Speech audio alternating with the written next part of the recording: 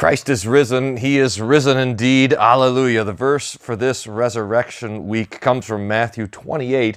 It's the preaching of the angel who was there when the women came early in the morning on this morning, Easter Sunday morning, to the empty tomb. And they wondered as they came to the tomb, they said, "Who will roll away the stone for us?" They forgot that the stone was there in their distress. But then they got to the empty tomb. Mary Magdalene runs away and the other women are there, and there is the angel there to preach to them. And the angel says, you seek Jesus of Nazareth. He is not here. He is not here. He is risen, as he said. Remember, he told you guys like 20 times he was going to rise from the dead? Well, it's true. He's risen. He's not here.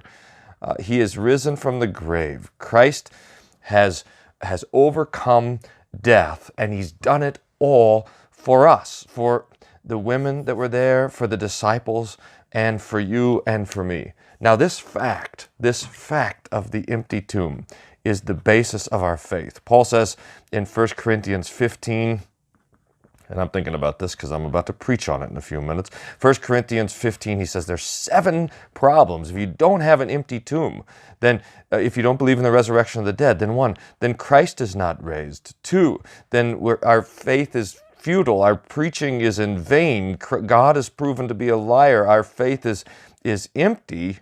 Oh, that's a number 5.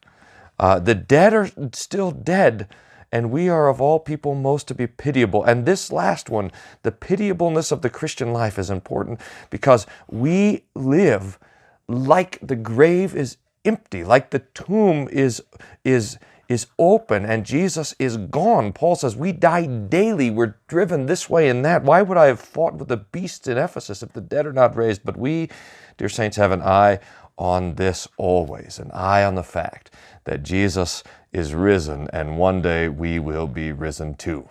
There's sort of a practical denial of the resurrection that just, it's in each one of us. And so we always want to be drawn back to the empty tomb and know that one day your tomb and mine will be this empty as the grave of Jesus.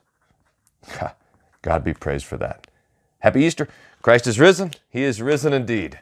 Alleluia.